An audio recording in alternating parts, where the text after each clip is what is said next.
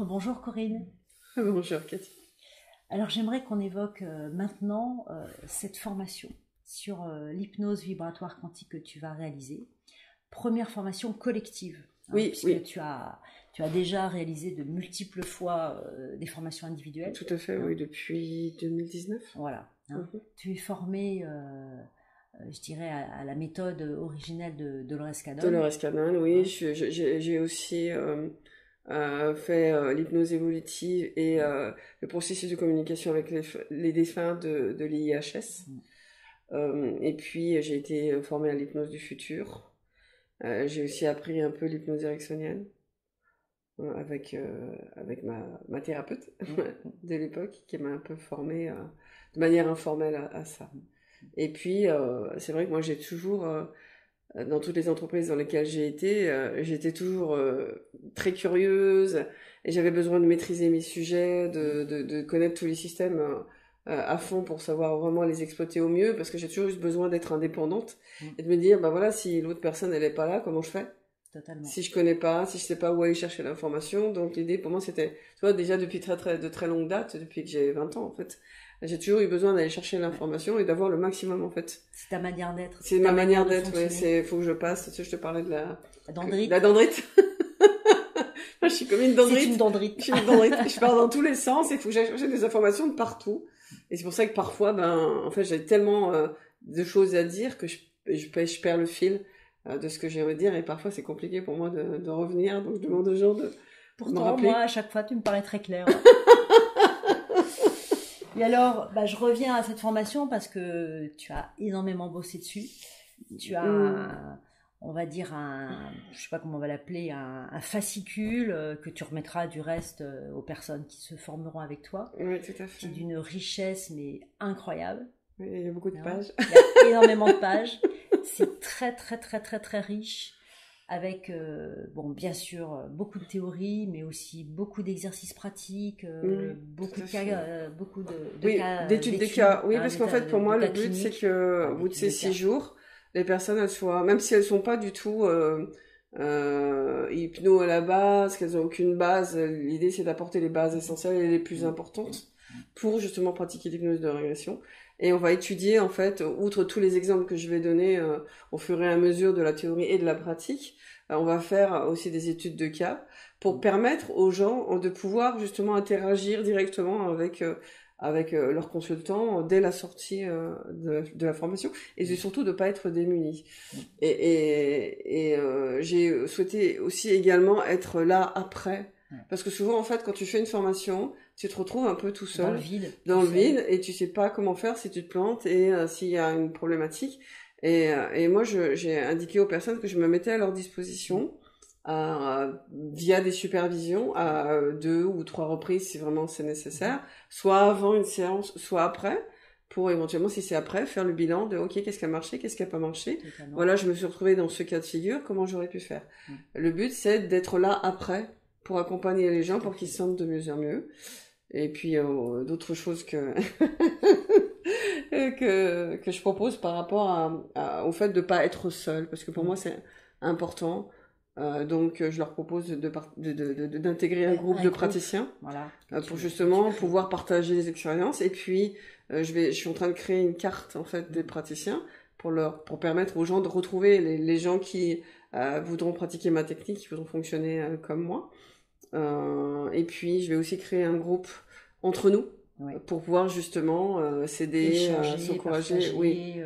Et puis c'est important quand tu es praticien de ce genre de technique de pouvoir faire des séances en échange avec d'autres praticiens, parce que on est quand même on travaille avec un monde qu'on ne connaît pas, donc personne, même pas moi, peut affirmer quoi que ce soit, et que c'est important de faire des séances de nettoyage ou de rééquilibrage entre praticiens. Et moi c'est vraiment quelque chose que je vais encourager et que je dis à chaque personne que je forme, et que je souhaite vraiment que les personnes, elles restent en contact, et je vais faire en sorte qu'elles restent en contact, parce que c'est aussi le but de cette formation, c'est aussi d'être solidaires les uns des autres et s'entraider. Il faut changer l'état d'esprit. Pour moi, c'est important. Je l'ai créé pour que ce soit un métier à part entière. Pour autant, on a tous besoin les uns des autres. Oui, c'est énorme, tout à fait. Je crois que de par ton passé, tu as été formé, tu as formé des personnes, Oui. et c'est vrai qu'il n'y a pas toujours eu comme ça des échanges fluides. Et c'est grâce, par contre, aux échanges très très riches que non seulement tu leur as permis d'évoluer, mais que tu as toi-même grandi en puissance. Et là, tu as vraiment maintenant Comme un outil, pas abouti, parce que justement, toi, tu es en constante évolution, mais tu vas vraiment mettre quelque chose en place, un système très très comme je dis riche. très justement, je suis en constante évolution. Donc, Mm. en fait, ma formation, j'ai l'impression je la faire toujours un peu évoluer. Ouais. Et c'est vrai que j'ai rajouté des outils que j'avais pas encore il y a 6 mois. Et je les ai rajoutés. C'était les fréquences. Où je vais proposer de donner des musiques avec certaines fréquences aux gens pour les aider en fait, à nettoyer des parties du corps ou des problématiques. Cette chose-là, je l'avais pas il y a 6 mois en arrière. Pas intégré, je l'avais pas intégré dedans. J'ai intégré tout un atelier de groupe où les praticiens vont pouvoir faire venir des gens, que ce soit à la journée ou à la demi-journée, où ce sera pas qu'une découverte de l'hypnose de régression, il y aura bien plus que ça, il y aura des exercices pour permettre aux gens d'apprendre à s'écouter, de comprendre l'aspect vibratoire, de commencer à se faire confiance, d'écouter cette petite voix là qui vient dire des choses, de pas remettre en question en permanence tout ça. Donc il y a tout ça que j'ai intégré, et puis aussi oui beaucoup de pratiques. Et puis dans ma théorie, je vais l'étayer de tout ce que j'ai vécu moi, tous les exemples, et c'est vrai que toutes les personnes que j'ai formées en individuel jusqu'à présent, ce qu'elles me disent, les retours qu'elles font, c'est que elles aiment même la théorie parce que en fait à chaque fois j'ai une référence, à chaque fois j'ai une anecdote, à chaque fois je viens enrichir en fait la formation de quelque chose que j'ai vécu qui est en rapport avec ça. Et puis ces histoires d'ateliers là, alors parle beaucoup les études de cas.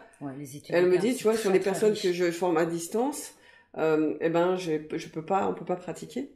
Et puis même les personnes qui viennent me voir en face à face, il y a peu de pratiques possibles. Par contre, comme on voit, on fait plein d'études de cas, plein de cas différents.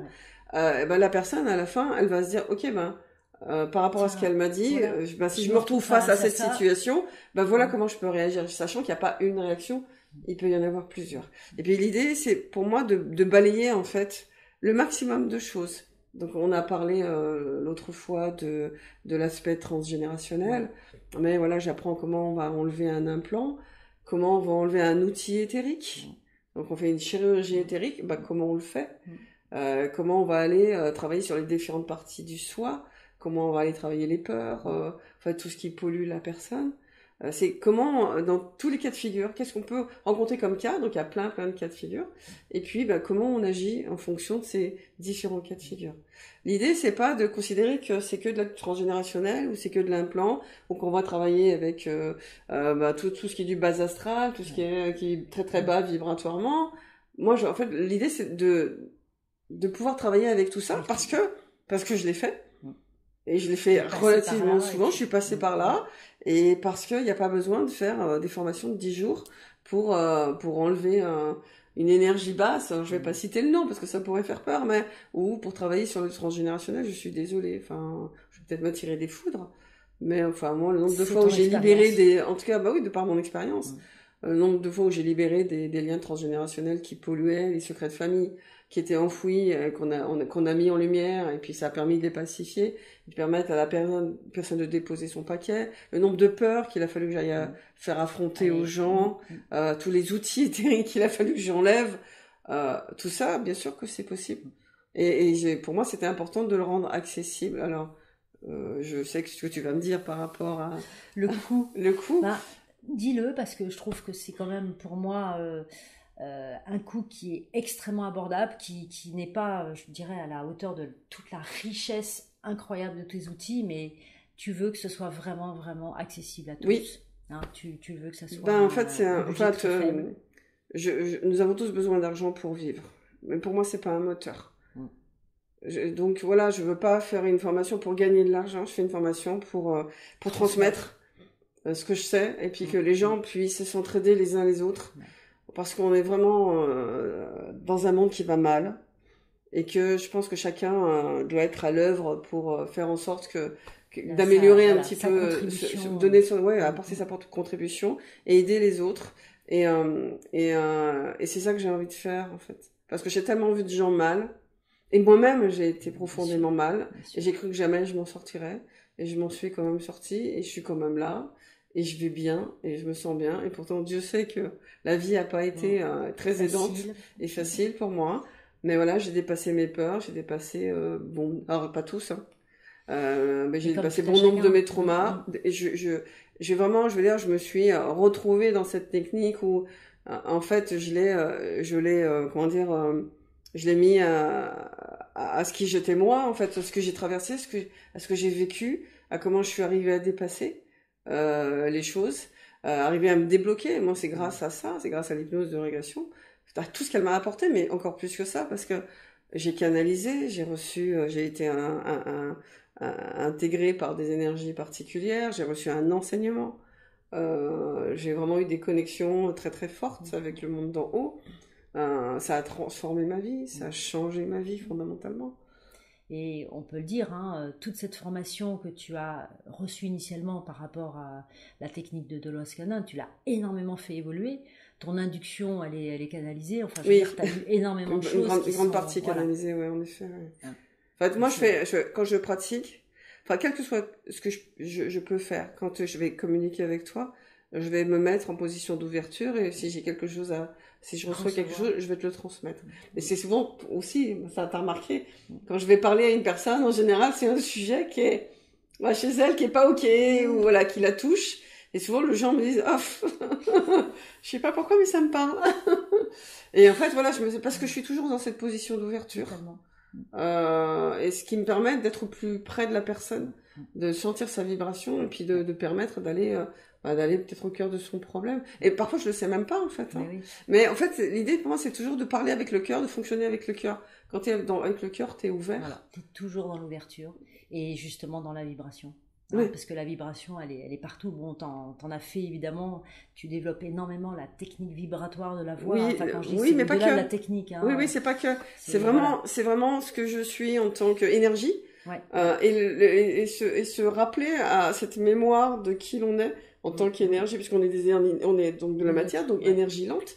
L'idée, c'est de ramener la personne à ce qu'elle était avant, donc de l'énergie rapide, qui est donc connectée à tout, qui est ouvert à tout, et qui peut en fait tout percevoir et tout entendre. Pourquoi aujourd'hui alors il y en a qui vont me dire, elle est un peu folle dingue celle-là, mais peu importe, ça leur appartient.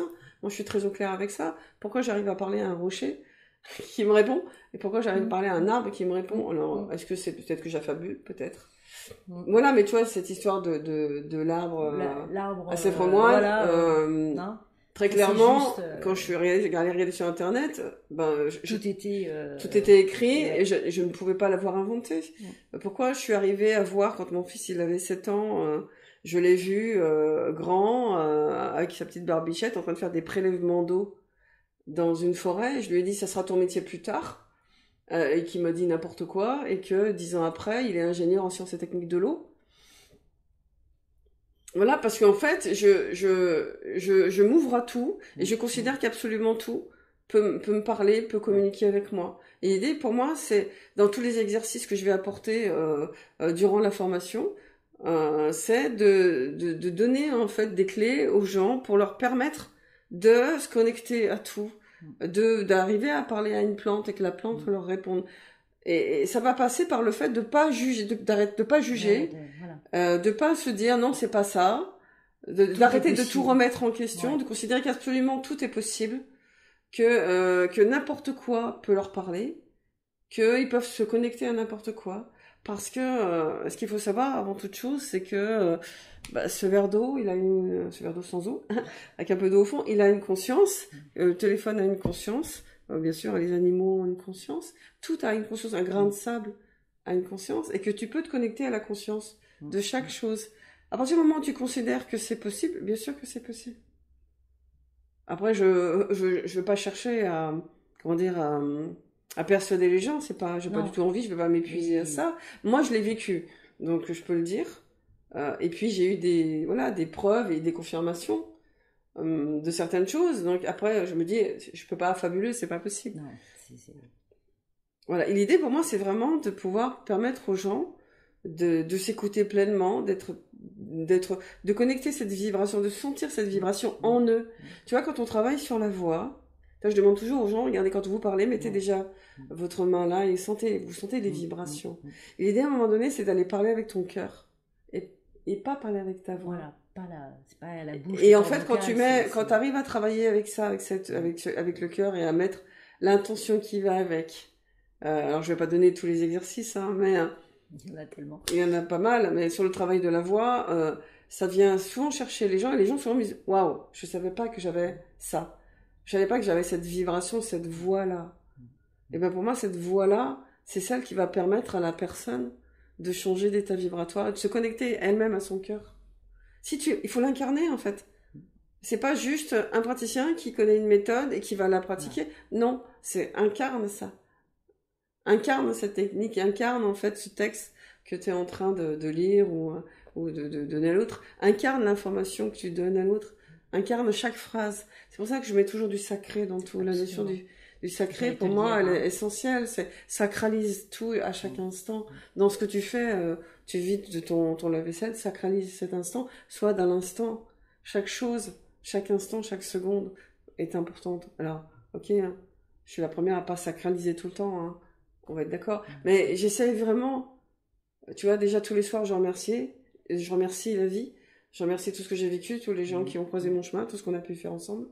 Et le matin, je remercie pour ce jour qui se lève, le fait que je sois en bonne santé, que je puisse me lever, que j'ai un cerveau pour réfléchir encore, du caractère et tout ça. Tout ça, c'est de l'abondance. Et si tu le vois comme de l'abondance, en fait, la vie va t'apporter encore plus d'abondance. Alors, non pas que je la recherche, mais voilà, c'est ce regard que je porte aujourd'hui sur la vie. Et l'idée, c'est vraiment d'élargir ce champ des possibles vis-à-vis des praticiens et puis des consultants qui vont venir les voir. Merci Corinne. Ça sera une formation extrêmement riche, hein, avec ce champ des possibles complètement ouvert, cette notion de sacré, et on est vraiment sur une reconnexion, hein, à soi. On est vraiment sur complètement. Un aspect vibratoire. Oui, c'est aller déposer ses pardons, aller déposer les peurs, aller les chercher. Moi, je suis un peu la spécialiste d'aller chercher les peurs chez les gens, d'aller chercher les émotions enfouies, les inconforts. Voilà. Bah, tu l'as expérimenté. Je l'ai expérimenté. Hein. Non, pas du tout à mes dépens. Au contraire, pour ma grandeur, c'est géant. C'est vraiment géant. Non. Alors, je rappelle, ça va être la première formation sera en Bretagne. Hein, ça sera toujours 6 jours en 2 sessions de 3 jours. Donc première formation, ça sera début décembre et janvier. Deuxième formation qui se passera chez toi dans les Deux-Sèvres. Oui, alors celle-là, elle est presque pleine déjà. Elle est pratiquement pleine. Hein, il reste plus beaucoup de place. Voilà. Peut-être une place, deux maximum. Donc ça sera, fin janvier, février. Oui, en fait, il y a toujours à peu près entre 3 semaines et un mois d'écart entre les deux pour permettre aux personnes aux futurs praticiens de digérer, d'intégrer. Et puis, je vais leur donner aussi quelques exercices à faire. L'idée, c'est qu'ils puissent être autonomes et construire en fait leur hypnose autour de celle-ci. Moi, je veux pas imposer quoi que ce soit. Tu vois, la dernière personne qui a fait une formation en individuel avec moi, elle me disait que ce qu'elle avait aimé dans la formation, c'est qu'en fait, je n'imposais pas un cadre, je n'imposais pas un protocole. Je la laissais libre. Alors, il y a des choses à respecter, on est d'accord. Mais l'idée, c'était qu'elle se sente vraiment libre de pouvoir pratiquer comme elle le souhaitait, en respectant certaines données, mais elle avait besoin de se sentir libre par rapport à ça, de pas se dire, voilà, à ce moment-là, je dois faire ça, à ce moment-là, je dois faire ça. Non. Possiblement, à ce moment-là, tu pourras faire ça ou ça. Et à chaque fois, l'idée, c'est de s'offrir, en fait, des portes de sortie et plusieurs opportunités en fait de résoudre une problématique, parce qu'il n'y a pas qu'une solution en fait, il y en a de multiples, ce qu'on appelle ce fameux champ des possibles.